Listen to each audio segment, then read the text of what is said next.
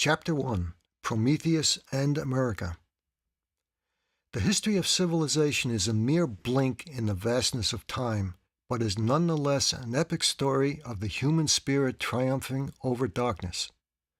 Historians mark that epic through the ages of stone, bronze, and iron. They call our attention to the birth of agriculture, of sea trade, and the golden age of exploration. Whatever the perspective, we see man emerging from the darkness of ignorance and confronting the physical world, upright and unafraid.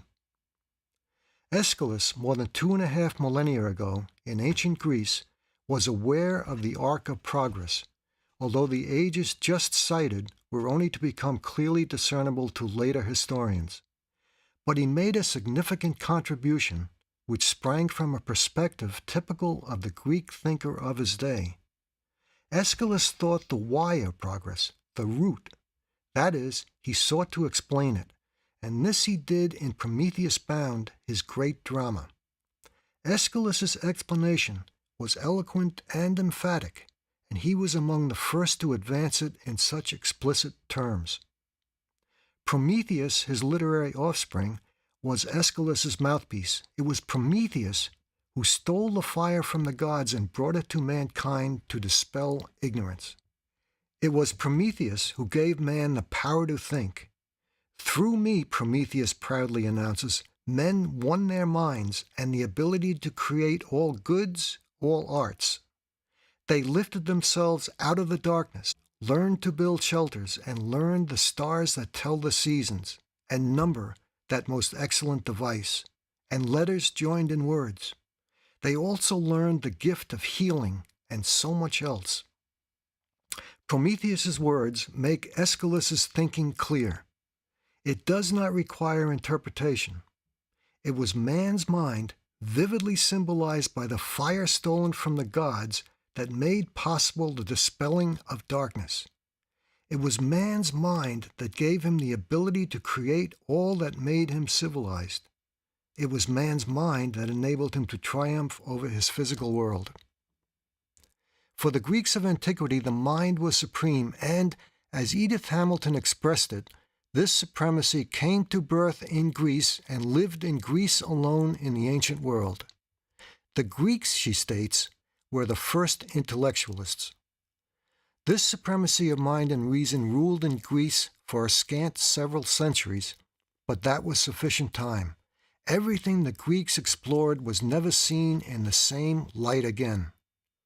They sought to understand the physical world and were the first to do so without reference to the supernatural, and so they invented science. They brought reason to bear on observation, and so they invented the scientific method. They explored living beings, the science of biology, and identified what made man unique, mind and rational thought. The Greeks invented the discipline known as philosophy and reveled in politics, one of its main branches. Here they explored the concept of freedom and the possibility that men in society could put aside force and instead deal with each other through reasoned discourse and peaceful assembly. In ethics, another main branch of philosophy, they were the first to secularize morality, removing it from the hands of the priests.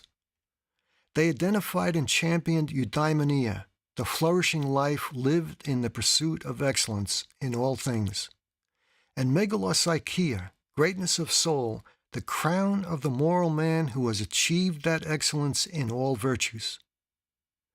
Truly they glorified man on this earth, with one hand squeezing every last drop out of life, with the other hand holding high the torch of reason and thought, the torch of Prometheus. Europe's Dark Era. Ancient Greece had great influence on the Roman civilization that followed, but after the Greco-Roman fall, more than a millennium passed before Europe again took up Prometheus's torch. During those dark centuries, Europe was in the grip of fundamentalist Christianity. The world was one of indescribable squalor, filth, and disease. Oppression was the rule by church and feudal baron, by thief and murderer. Popes especially, as described by historian William Manchester, were undisciplined by piety and displayed unspeakable brutality. It was a time of superstition, endless fear, and almost impenetrable mindlessness.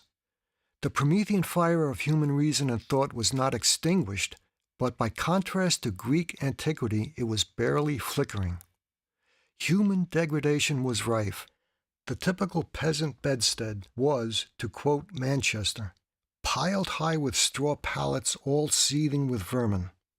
Everyone slept there, regardless of age or gender, grandparents, parents, children, grandchildren, and hens and pigs.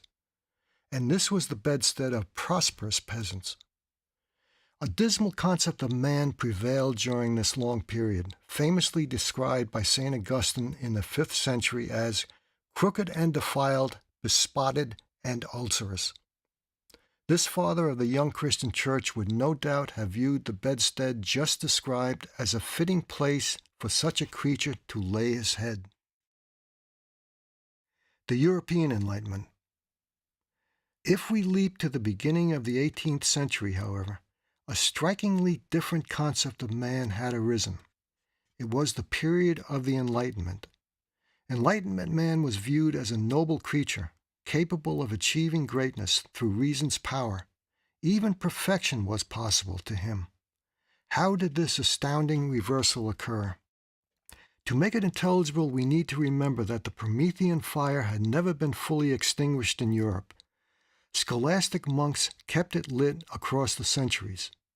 Above all, however, it was two Dominican theologians in the 13th century who reached back, retrieved the torch of Prometheus, and fanned its flame. They were the major intellects we know as Albertus Magnus and Thomas Aquinas. They became fervent champions of Aristotle. Aristotle, the ancient Greek natural philosopher and greatest advocate for human reason then known to man. This account, of course, condenses much history, but once again, the torch of Prometheus touched mankind. Once again, reason was unleashed on the world, triggering an explosion of natural philosophy and science, and producing an enormous secularizing effect. From that point, Europe's progression away from the medieval darkness was steady. It was agonizing at times, but steady overall. It was a grand history, a history of a great about-face in Western man's view of man. The end result was the flowering known as the Enlightenment. The American Enlightenment. 2 millennia after Aeschylus, during the infancy of its enlightenment, Europe began colonizing a new land across the Atlantic. The early settlers came to a harsh place, endured unimaginable hardship, and suffered death in great numbers during the early years as they clawed their way to a new life. But great courage and grit enabled them to survive without breaking, and eventually, 200 years after their first arrival, they created a new government. It was late in the 18th century. During the 2 previous centuries, however, there had occurred a momentous development. Enlightenment ideas which had swept Europe and flourished had quite naturally found their way to the colonies. We need to pause here, for this development was enormously significant for the future of the North American continent. The Enlightenment, more than any other development, carried the torch of Prometheus, the torch of reason and thought, into what was to become a new republic. Enlightenment ideas implicitly set forth a philosophy, a secular philosophy, on which the founding of America was based. This was the philosophy which produced the spirit of our founding fathers and supplanted that of the church father, Augustine. From its earliest days, America imported a great deal from Europe, people, religions, and eventually, early in the century of its founding, the ideas of the European Enlightenment. Indeed, the new republic, a constitutional republic, would not have happened, let alone taken the form it did, without Enlightenment ideas. Their significance cannot be overemphasized, not only those ideas that were imported, but those of American intellectuals as well. As one historian explains, the thinkers of the Enlightenment in America made a distinctive contribution which is worthy of examination in and of itself. The philosophy of the Enlightenment defied the Christian God as fully as Prometheus defied Zeus. During the Enlightenment, the power of intelligence and human reason replaced dependence on God. To Enlightenment intellectuals, the universe was seen as lawful, orderly, and intelligible without reference to supernatural intervention. In human life, reason was sovereign, and aided by observation and the scientific method, it was believed capable of knowledge, certainty, and truth. Individual man was given primacy over the group, and the concept of government as man's servant, responsible for protecting his natural rights, had come into being. America's founders were well schooled in these ideas. They were educated men who were passionate about the right to life, liberty, property, and the pursuit of happiness. They understood that a life without these principles was intolerable, and that only a tyrannical government would violate them. So eloquent were they in expressing these ideas that America is defined to this day by its founding documents. The Declaration of Independence and the Constitution, short as they are, remain as foundations. And so the great experiment which was America had its beginning. Though it was not without contradictions, the savage curse of slavery was the worst. Nonetheless, it was a constitutional republic, the likes of which the world had not seen before or since. The history of America's founding is marked by drama, agony, and inspiration. The years leading to the Declaration of Independence, the Revolutionary War battles, and the constitutional conventions and ratification. Some historians see a near-epic grandeur to this history, worthy of Aeschylus's Prometheus. This is an age of giants, of intellectually minded men of action, who truly stood to lose everything. Historian Ernest Cassara's description of the man of thought and action is eloquently simple and accurate. These are heroes who put their lives and their way of life on the line for their beliefs, mutually pledging to each other, in the final words of the Declaration of Independence, their lives, their fortunes, and their sacred honor. Capitalized words are in the original to emphasize their importance, and of great significance, Jefferson added the concept sacred to one of them, honor, that supreme quality of soul, an absolute, never to be compromised. Only giants, spiritual giants, would think this way. Revisionists sometimes claim that many of the founding revolutionaries were rich property owners motivated simply by the wish to preserve their fortunes. But actually, such men tend to shrink from the steely, implacable resolve required for true revolution. They are the kind of men Thomas Paine no doubt would include under his scornful labels, Summer Soldier and Sunshine Patriot, in his fiery pamphlet. They were the men who would shrink from a fight to the death for freedom because in their souls they hold something else, such as material possessions, more dear than freedom. The end result of the American Revolution was that for the first time in human history a nation was founded explicitly on the principle of individual rights, explicitly on the concept of freedom. As Leonard Peikoff points out in Chapter 5 of his book, The Ominous Parallels, this was the unique contribution to history of the American Enlightenment. America's original spirit. America's founders were passionate men: George Washington, Alexander Hamilton, Thomas Paine, Thomas Jefferson. Their stories and those of so many other worthies are forever burned into the record of America's founding, above all Alexander Hamilton's story. They had that special quality of soul honed to an exquisitely fine pitch that was necessary to take great ideas, radical, audacious, revolutionary, and translate them into physical reality, in the face of what was then the greatest military power in history. They had courage, conviction, and an underlying spirit that fueled both. What was the underlying spirit of America's founders? What was the underlying spirit of those men for whom ideas were all important? So important that life without them was intolerable? So important that they were willing to risk everything to secure them on this earth or die trying? The answer fairly leaps from the previous paragraphs. Defiance was the original spirit of America. Described in physical terms, it was a solid rock of defiance.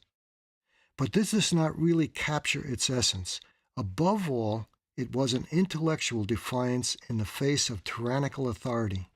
In short, it was reason-based. The Founding Fathers defiantly flung reason into the face of faith and superstition. They separated religion from public affairs, making it instead strictly a matter of private conscience. The Founding Fathers defiantly hurled individual rights into the face of institutionalized servitude. They formed a limited government, a republic, subservient to the individual, and flung it into the face of an all-powerful government, Great Britain. Intellectual defiance of tyrannical authority, that is, defiance based on reason and principle, is what fueled their courage in the face of the very real possibility of a violent death. And as history gives witness, that indeed was the fate of many of them. Prometheus and America. When we talk about early America and its founding, we are talking about another age, another era. We are talking about the age of reason in America. We are also talking about an age of honor, sacred honor. It was an era in which men expressed passion for their values. It was an era lit by passion for excellence. The ancient Greek mindset had returned. That mindset, so forcefully exhibited by Aeschylus, produced Prometheus and then a cast of brilliant philosophers culminating in the most brilliant of them all, Aristotle. It also produced America.